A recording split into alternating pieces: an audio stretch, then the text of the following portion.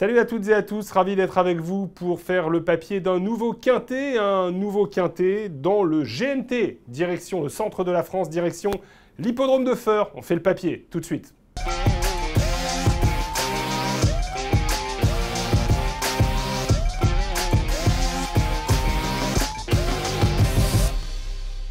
Alors les protagonistes des dernières étapes sont bien présents avec un enjeu pour Pharrell Seven qui peut se rapprocher en cas de nouvelle victoire de Erdelios qui elle est absente, se rapprocher en tête du classement de ce circuit. Alors déjà Feurs, c'est une piste assez particulière, on tourne à gauche et vous voyez, je dessine pas très bien. Vous voyez, il y a parfois des hippodromes où c'est comme ça.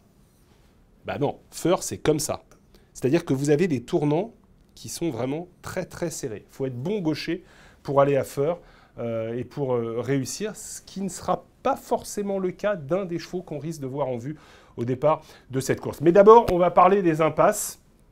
Comme d'habitude, ils sont répartis sur deux échelons de départ. Il n'y a personne à 50 mètres dans cette étape. Et impasse pour Evita Perron, une bonne jument. Dure à l'effort, mais sa dernière sortie à Lyon était vraiment trop mauvaise. Elle n'a jamais réussi à se mettre dans le coup. Je n'y crois absolument pas. Je n'y crois pas non plus pour Fuego de Well, qui a changé d'horizon ces derniers temps, qui est désormais entraîné par Rémi Mourlon. Mais franchement, sur ses dernières perfs, au papier, c'est très compliqué. Fighter Smart a été absent très longtemps. Là encore, c'est très compliqué. Et puis à 25 mètres, Epic Julery, cheval qui a eu des ambitions à un autre niveau, bien sûr, pour Jean-Paul Gauvin, a désormais 2 courses dans les jambes. Même s'il risque de faire mieux que lors de ces 2 courses de rentrée, à 25 mètres, ça risque d'être encore un peu juste. On note toutefois qu'il sera malgré tout déféré des 4 pieds. Maintenant, je pense qu'il faut prendre des risques parfois, et Epic Julery, c'est un demi-risque de se dire qu'il ne fera pas l'arrivée. Donc 4 chevaux dont on va se passer d'office, les numéros 2, 5, 6 et 8. On attaque maintenant le cas des principaux favoris et celui de Pharrell Seven, qui va tenter d'obtenir une 10e victoire cette année.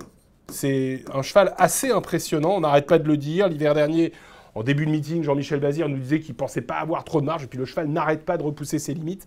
Il a trotté 11 à Mêlée du Maine lors de l'avant-dernière étape qu'il a enlevée, et puis l'autre jour, sur l'hippodrome de Vire, il a été moins impérial, mais il a quand même gagné de très très bonne façon face à pas mal d'adversaires qu'il retrouve. Jean-Michel Bazir a accompagné dans la ligne d'en face Fakir de Maël, animateur. Vous voyez que Django du Bocage se rapproche. Il y avait également Eddy du Pomereux qui est ici, qui va terminer 2e. Il y avait donc dans cette course Django du Bocage, mais vous voyez que devant, Pharrell Seven s'est détaché et va lutter avec Fakir de Maël. Eddy du Pomereux va être un courageux 2e. Echo de Chancy qu'on retrouve également à la corde. Il n'était peut-être pas encore à 100%, il termine néanmoins correctement. Et puis vous avez Fairplay d'Urzy, qui a été couru de façon assez discrète, assez, on va dire, prudente ces derniers temps, et qui pourrait pourquoi pas être un peu plus offensif. Bon, on a compris Pharrell Seven, une 6e victoire d'affilée possible, la 10e de l'année, tout à fait possible, même si on verra tout à l'heure qu'il y a un cheval en tête qui peut lui faire très mal. Fairplay d'Urzy pour l'entraînement de Jean-Michel Bazir. Je vous le disais, quelques courses vraiment très intéressantes récemment dans le GNT, notamment à Pornichet et donc à Vire la dernière fois. Est-ce qu'il sera drivé de façon un peu plus offensive dans ce GNT de Feurs? Si c'est le cas, il peut passer de la 5e, pourquoi pas, à la 3e place. Souvenons-nous que, je vous le disais, à Pornichet, il avait été très bon, terminant dans le sillage d'Echo de Chancy qu'il va retrouver aujourd'hui. Fairplay d'Urzy, tiens, on écoute, on lit plutôt ce que nous dit Nicolas Bazir. Il a eu un comportement satisfaisant lors de sa 5e place du 28 septembre. En valeur pure, il est au-dessus de Pharrell Seven. Ça, c'est quand même à noter. Et ça confirme en fait ce qu'on nous disait en début de dernier meeting d'hiver à Vincennes. Mais depuis sa reprise, il a été préservé dans le parcours. Vous voyez, c'est ce que je vous disais. Il a été vraiment mené de façon assez tranquille. Avec un bon déroulement de course, il va monter sur le podium. Bon, bah voilà. C'est possible. C'est possible et on peut, si on lit à travers les lignes, imaginer qu'il va peut-être être un peu plus offensif cette fois. Echo de Chancy est monté en condition sur sa course de Vire, nous dit Eric Blo. Ça, c'est très très important parce qu'il n'était peut-être pas à 100% et on l'a vu donc malgré tout bien finir. Cette tentative lui a vraiment fait du bien. Il est très bien le matin à l'entraînement. On attend une très bonne valeur de sa part, tout comme Fairplay Jersey, tout comme Pharal Seven. Ce sont des chevaux qui sont complètement incontournables. Une nouvelle fois, on revoit cette valeur de Pornichet, où Echo de Chancy avait eu Fairplay Jersey dans son dos pendant le parcours, mais l'avait dominé assez facilement. Django du Bocage, 6e, donc la dernière fois, du mieux sur l'hippodrome de Vire, même si à mêlée, c'était déjà pas mal. Sans sa faute, il aurait peut-être pris une 5-6e place, là encore, à 25 mètres. On ne peut pas l'empêcher d'être dans le coup. Notez que Pierre Callier, un des plus fins drivers du centre-est, sera au sulky du représentant de Stéphane Meunier, qu'on connaît par cœur. On connaît par cœur également Eddy du Pomereux. Alors, je vous parlais tout à l'heure d'un cheval qui, parmi les favoris, sera peut-être moins à l'aise sur ce tracé très tournant de Feur, enfin, très tournant, longue ligne droite, mais virage assez serré. Eh bien, c'est Eddy du Pomereux. Mais on va voir une perf qui va peut-être vous rassurer. Eddy du Pomereux, donc très bon la dernière fois. Voilà, s'il répète cette valeur, il a tout à fait le droit d'être sur le podium de la course.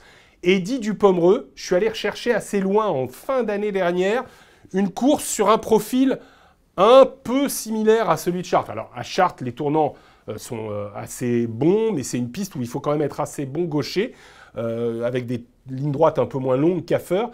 Néanmoins, il avait réussi ce jour-là à réaliser une belle performance, Eddy du Pomereux.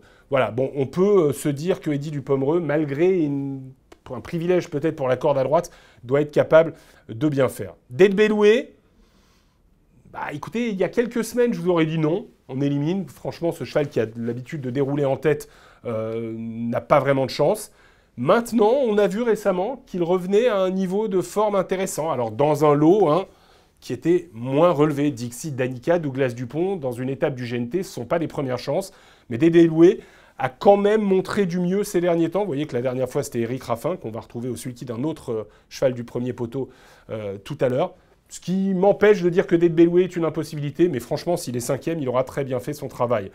Même remarque pour Cagnoise Dagon, entraîné depuis un petit moment maintenant par Yves Arret, la drive de Yannick Alain-Briand.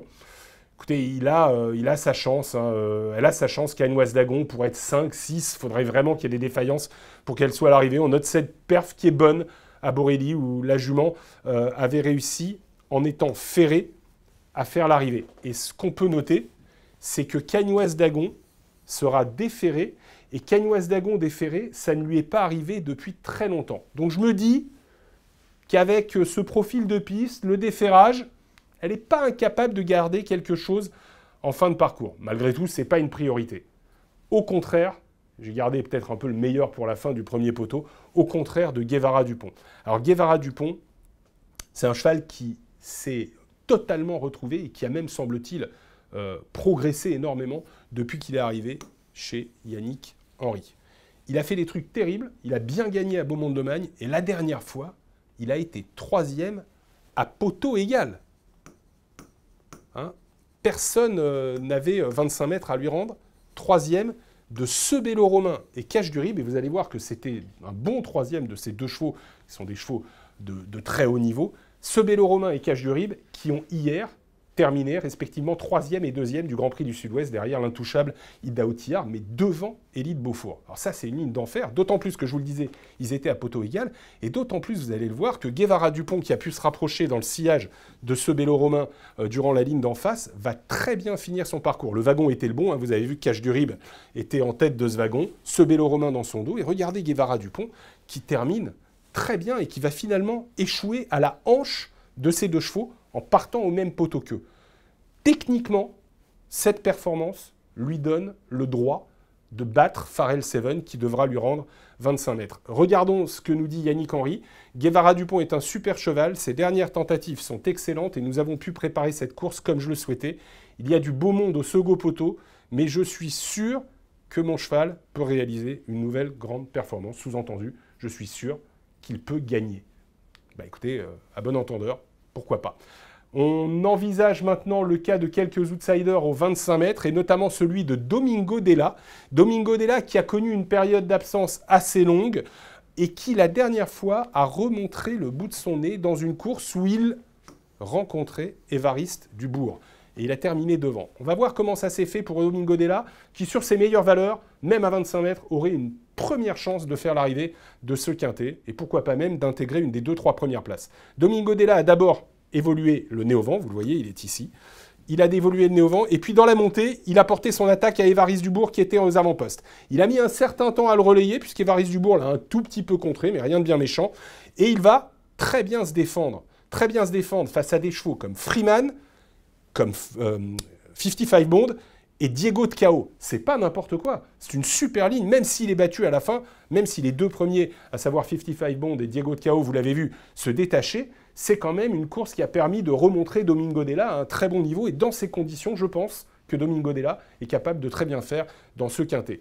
Il dominait donc Évariste Dubourg, qui sera lui aussi au départ, mais à 25 mètres, ferré. Il a déjà fait des bonnes choses, ferré, Évariste Dubourg, mais bon, voilà. Et en plus, j'ai envie de vous montrer un petit truc, c'est qu'il est parfois un peu spécial en partant, hein, Évariste Dubourg. Regardez, hop, sans enraînement. Ça, c'était pendant le meeting d'été à Cagnes. Ça ne s'était pas bien passé au départ, même s'il avait fait une très belle course derrière. Et puis là, c'était le GNT de Feur en début d'année. Il est à 25 mètres. Là encore, il est ici. Et regardez, juste derrière la volte, au galop. Il ne faudra pas qu'il fasse ça. Et en plus, comme il est ferré, est-ce qu'on va le garder? Je ne suis pas sûr. Bon, on avait 4 rayures d'office dans ce quintet. Moi, j'ai l'impression quand même que les favoris... C'est un peu comme dans le quintet de Vire, on avait eu la chance de vous donner le quintet dans l'ordre. J'avais eu la chance de vous donner le quintet dans l'ordre.